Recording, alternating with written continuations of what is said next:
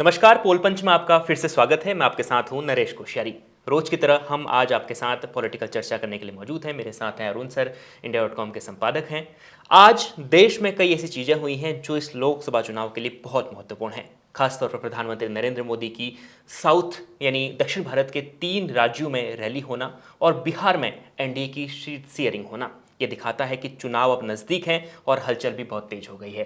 सबसे पहले शुरुआत करेंगे सर, हम साउथ की बात करते हैं, दक्षिण भारत की। प्रधानमंत्री नरेंद्र मोदी लगातार बहुत जोर लगा रहे हैं वहाँ पर। फिर हम बिहार पर आएंगे क्योंकि बिहार में जो उलटफेर हुआ है, कई लोगों को झटका लगा है, उसकी बात करेंगे। सबसे पहले शुरुआत करते हैं प्रधानमंत्री मोदी की रैली को लेकर। क्या लग रहा है आज जहाँ जहाँ प्रधानमंत्री जी गए हैं वहाँ क्या वहाँ का समीकरण बन रहा है? धन्यवाद जी। प्रधानमंत्री जी की जो लगातार दक्षिण भारत में जो रैलीज हो रही हैं उस पे दो चीज़ें हैं। एक तो कल आज उन्होंने जो तेलंगाना में पहली रैली थी जी।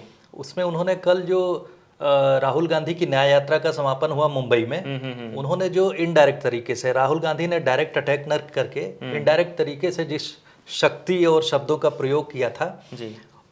राहुल गांधी ने बहुत पॉलिश तरीके से जो उन पर अटैक किया प्रधानमंत्री के ऊपर, और एक मजे हुए पॉलिटिशियन की तरह अटैक किया इनडायरेक्ट तरीके से। अदरवाइज जो डायरेक्ट तरीके से करते रहे, उसका जवाब आज प्रधानमंत्री ने जो है, जगतियाल एक जगह है तेलंगाना में, करीमनगर के आसपास है जी। तो उस शहर में जो एक रैली थी उसमें उन्होंने उसका जवाब दिया और उन्होंने जो है उस शक्ति शब्द को जो भारतीय नारी शक्ति है उससे जोड़ा। और आपको याद होगा कि प्रधानमंत्री लगातार जो अपनी रैलीज में 4 चीज़ों की बात करते हैं, युवा, नारी, किसान और गरीब।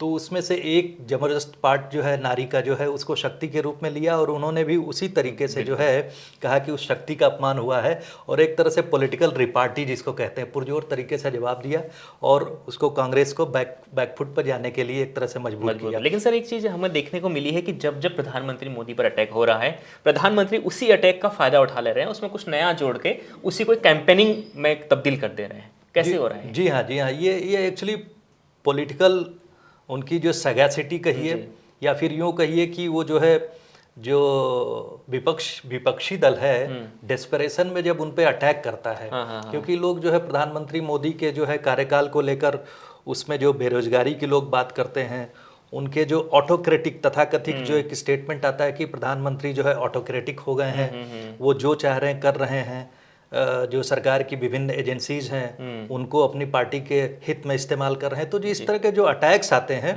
तो उसमें अपोजिशन जो है जो कभी कभी जो है प्रधानमंत्री को डायरेक्ट हिट करता है। उसमें आपने देखा होगा कि इन्होंने पॉलिश तरीके से राहुल गांधी ने बहुत मजे हुए नेता की तरह अटैक किया मुंबई में, लेकिन उसका जो कहते हैं ना कि प्रधानमंत्री मोदी जो है चूंकि जमीनी स्तर से इतनी ऊंचाई तक पहुंचे हैं तो उनको पता है कि किन शब्दों का कब इस्तेमाल करना है और वो पुरजोर तरीके से जवाब देते हैं, जो कि अपोजिशन के लिए फिर से मुश्किल हो जाता है उनको उस तरीके से फिर जवाब देना। और दूसरी बात मैं आपको कहूँ कि जो जगतियाल की रैली है उसमें आज तेलंगाना पे जो फोकस है इन लोगों का, उसी तेलंगाना की गवर्नर थी जो अब ठीक कहेंगे हम लोग, डॉक्टर तमिलसाई सौंदरराजन, उनका भी उसी के बाद जो है उनकी रैली के बाद जो है रैली क्या उसी दिन आज ही के दिन उनका इस्तीफा होना। तो कैसे चुनाव लड़ेंगे इस्तीफा के बाद या क्या है इस्तीफे का मतलब? नहीं, पूरा का पूरा जैसा कि पॉलिटिकल रिपोर्ट्स आ रही हैं, जिस तरह की रिपोर्ट्स आए उनके रेजिग्नेशन के बाद, क्योंकि तुरंत उन्होंने प्रेसिडेंट को अपना इस्तीफा सौंपा यानी भेजा और वो एक्सेप्ट भी हो गया। चूंकि वो तमिलनाडु से आती हैं, उसके पहले वो एलजी भी रही हैं, एलजी का भी कार्यभार उनको पौंडीचेरी का दिया गया है। तमिलनाडु में वो बीजेपी की एक तरह से देखा जाए तो बीजेपी की स्टेट यूनिट की प्रेसिडेंट भी रही हैं। अच्छा, तो तमिलनाडु बड़ा पद था उनका। हाँ, उनका बड़ा पद था और वहाँ उनकी जो है उनकी जो रूट्स हैं उनकी वहाँ पर हैं और महिला नेता के रूप में उनकी एक छवि है तमिलनाडु में। और दूसरी बड़ी आश्चर्य सी बात बताऊँ, आश्चर्य वाली, कि उनके पिताजी वेटरन कांग्रेस लीडर थे। अच्छा। तो वो कांग्रेस के नेता भी रहे हैं वहाँ पर, बड़े नेता, उनके परिवार से वो आती हैं और उसके बाद उन्होंने बीजेपी ज्वाइन किया है। और एक और उसमें इंटरेस्टिंग फैक्ट है कि वो पेशे से गायनेकोलॉजिस्ट, डॉक्टर, प्रैक्टिसिंग डॉक्टर थी।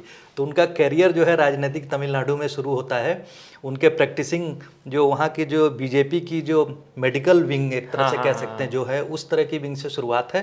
प्रैक्टिसिंग गायनेकोलॉजिस्ट प्रकोष्ठ सर हिंदी में उसको जो नाम दिया जाता है, तो उस तरह से वो आगे आई हैं और बीजेपी स्टेट यूनिट की तमिलनाडु यूनिट की जो है प्रेसिडेंट रही हैं। उसके बाद में उन्होंने जो है अपने को आगे बढ़ाया।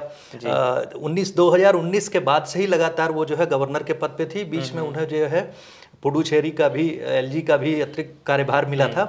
तो इस तरह से वो दक्षिण भारत की राजनीति में जाना माना चेहरा है। उनके बारे में कहा जा रहा है कि वो पुडुचेरी से भी लड़ सकती हैं या तमिलनाडु से लड़ सकती हैं। तमिलनाडु, नॉर्थ चेन्नई की एक सीट से लड़ सकती हैं, नॉर्थ तमिलनाडु से लड़ सकती हैं। बीजेपी के लिए आसान रहेगा कि अगर वो महिला दावेदार पर, वो भी इतना बड़ा नाम है, अगर उन्हें लाते हैं तो फायदेमंद साबित होगा। हाँ, मतलब जिस तरह से महिलाओं के ऊपर और वहाँ के वहीं उसी जमीन की नेता, बिल्कुल, जिसके पास में एक पॉलिटिकल लिगेसी भी है, ऐसे परिवार से कोई व्यक्ति अगर चुनाव लड़ता है तो जाहिर सी बात है जो है बीजेपी के लिए एक एज होगा उस जगह। बिल्कुल सर। अब बात करते हैं सर, हम लगातार साउथ की, दक्षिण भारत की बात कर रहे हैं, तो दक्षिण भारत में जिस तरीके से भारतीय जनता पार्टी, खासतौर पर प्रधानमंत्री नरेंद्र मोदी लगातार रैलियां कर रहे हैं, तो क्या अगर उत्तर को इतना ध्यान न देना, लगातार साउथ पर कैंपेनिंग करना, कहीं बीजेपी के लिए नुकसान तो नहीं साबित हो? नहीं, बीजेपी जो है ज़्यादातर जो उत्तर, जो अभी तक सर्वे आ रहे हैं, सर्वे रिपोर्ट्स आ रही हैं, आप उत्तर भारत की राजनीति में देखेंगे तो उत्तर भारत में जो है राजस्थान हो, गुजरात से आप शुरू कीजिए,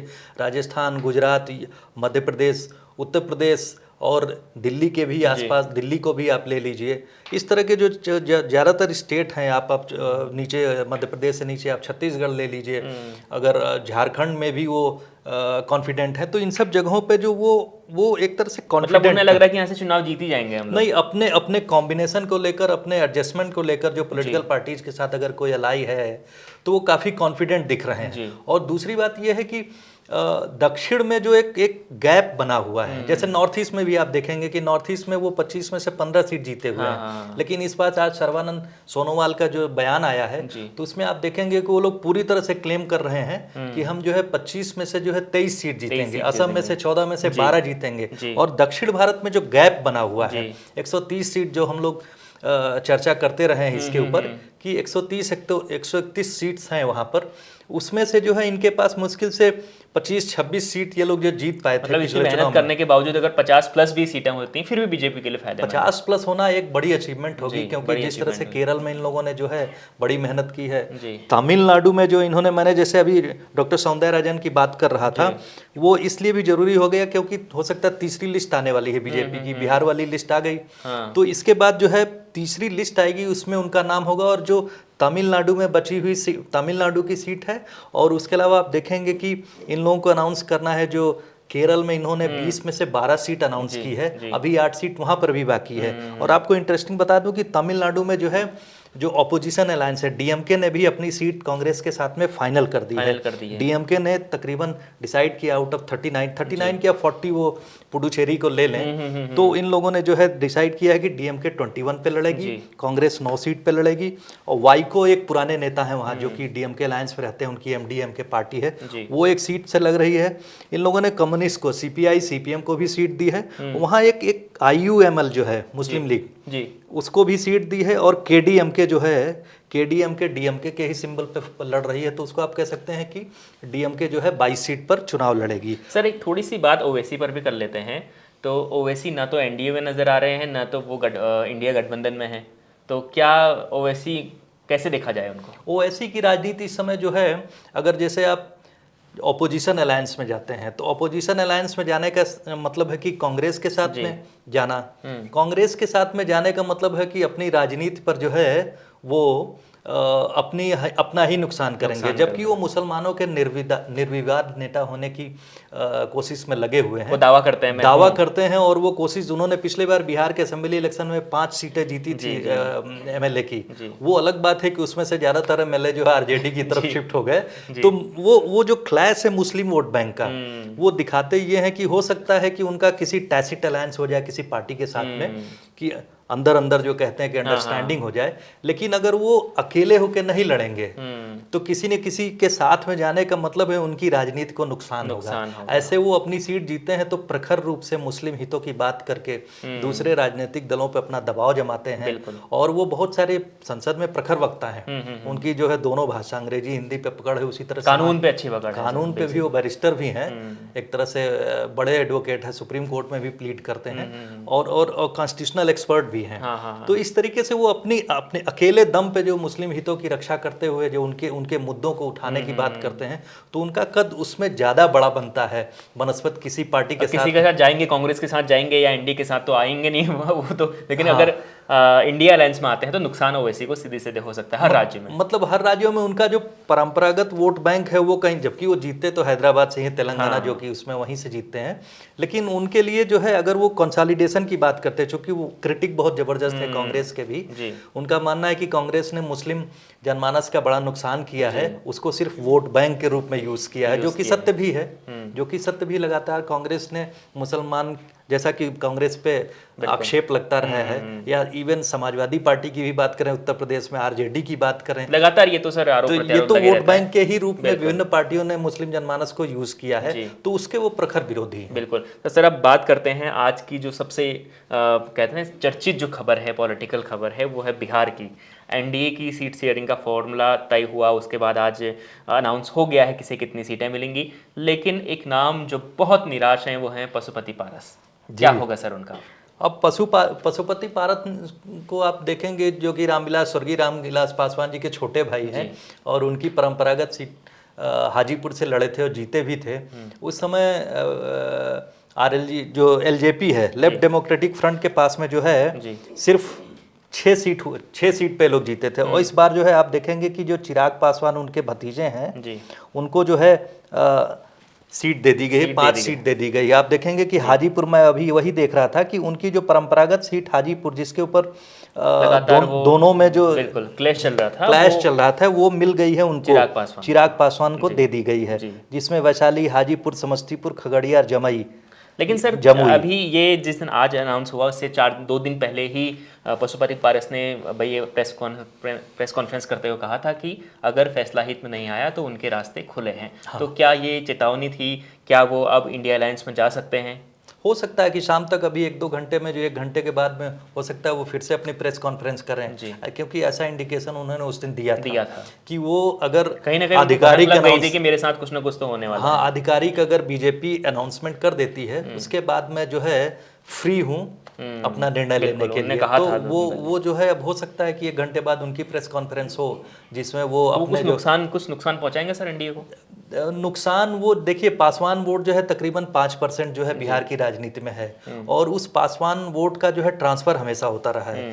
रामविलास पासवान जी ने हमेशा वो 5% वोट बैंक जब किसी अलायंस के साथ जोड़ा, तो उसमें 5-6 सीट का जो है लोकसभा की सीट का फायदा होता था उसको, और वो उस जो रामविलास पासवान की जो लेगेसी है, अगर चिराग पासवान के साथ जा रही है, अब ये देखना होगा कितना ये नुकसान करते हैं, क्योंकि अगर ये नुकसान करते हैं, वो भी उस समय उनके कहने पर, क्योंकि चिराग पासवान ने मुखर रूप से नीतीश कुमार जी का विरोध किया था, इस वजह से जो है उन्होंने राजनीति के तहत जो है इनको जो है उनके चाचा को जो है एनडीए की तरफ शिफ्ट करवा के जो है उनका नुकसान किया था। तो ये उस समय की राजनीति, इस समय की राजनीति में देखिए वो उस स्कोर को कैसे सेटल करते हैं। और सर अब मेरा एक आखिरी सवाल ये भी है कि भारतीय जनता पार्टी को जेडीयू से ज़्यादा सीटें मिलना, क्या नीतीश कुमार का कद थोड़ा सा कम हुआ है? क्या कहें, कैसे समझें इसको कद की बात नहीं है, लेकिन नीतीश कुमार जी जो है इस बार जो, अगर वो बीजेपी में आए हैं तो समझौता करके आए हैं।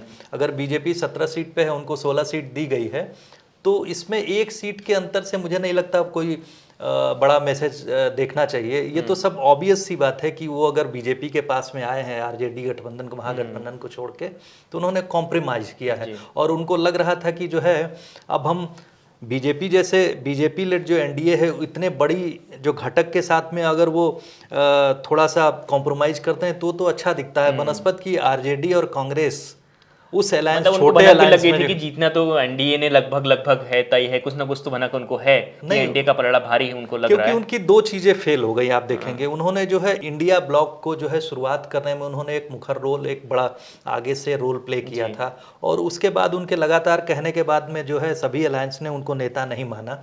एक तरह से जी। संयोजक बनने की बात थी, संयोजक बनने का मतलब वो फोर फ्रंट से लीड करते, जैसे कि उन्होंने, अगर हम यकीन करें उन सब रिपोर्ट्स पे, कि वो चाह रहे थे कि उनको उस फ्रंट का नेता लीडर बना चुना दे, जाए, नेता लीडर जो बना राहुल के। गांधी को लगभग लोग मान रहे नेता। हाँ, इस बिल्कुल। समय तो वो मौका न मिलना, प्लस उनका जो कास्ट सर्वे सेंसस का जो प्लान था वो भी फेल हो गया। जी। जो मैंने अभी आपको बताया कि 4 कास्ट जो मोदी जी ने बनाई, तो उस प्लान को भी फेल किया। तीसरा था जो वहाँ के बड़े नेता थे, जिनको ओबीसी के बड़े नेता, जिनको उन्होंने जो है भारत रत्न दे दिया। जी। तो वो जो ये 2-3 फैक्टर्स कर्पूरी ठाकुर। कर्पूरी ठाकुर जी बिहार के चीफ मिनिस्टर भी रहे थे, ओबीसी के बड़े नेता थे ये, और इन्होंने जो है ओबीसी की जो राजनीति शुरू करने वालों में से, मतलब चोटी के नाम में से एक थे। तो उनको जो मुझे लगता है कि जो भारत रत्न देने की बात थी, जैसे यहाँ किसान नेता चौधरी चरण सिंह को दे दिया गया था साथ में, ये मोदी सरकार का जो है एक तरह से ट्रम्प कार्ड साबित हुआ, जिसके सामने उन्हें लगा कि अब उनके सामने ऐसा लगा कि कोई ऑप्शन अब नहीं रहा है बनस्पत इसके कि वो एनडीए के साथ जाएं और उनके साथ शामिल हों। बिल्कुल। तो कुल मिलाकर आज की जो सर पॉलिटिकल हैपनिंग्स थी वो बहुत ही जबरदस्त थी, क्योंकि बिहार में सबको चौंका दिया जब पशुपति पारस को एक भी सीट नहीं मिली। अब देखना होगा कि अगला कदम उनका क्या होता है। साथ में लगातार हम जब दक्षिण भारत की बात कर रहे थे कि प्रधानमंत्री नरेंद्र मोदी आज से ही नहीं बल्कि करीब 1-2 महीने से लगातार सर एक्टिव है वहां पर, कितना फायदा हो सकता है भारतीय जनता पार्टी को, ये भी सर देखना होगा। तो आपकी क्या राय है हमारे इस, हमने टोटल जो चर्चा की आप बताएं, बिहार में पशुपति पारस को लेकर खासतौर पर बीजेपी ने, एनडीए ने जो फैसला लिया है उस पर आपकी क्या राय है, आप कमेंट कर बता सकते हैं। और रोजाना हम लगातार आपके सामने पॉलिटिकल जो भी खबरें आ रही हैं लोकसभा चुनाव के दौरान वो हम आपको बता रहे हैं। हमारे साथ रोजाना जुड़े रहेगा ताकि हम आपको सटीक तरीके से पॉलिटिकल जो चर्चा है, पॉलिटिकल जो समीकरण बन रहे हैं वो बता सकें। देखते रहिए India.com।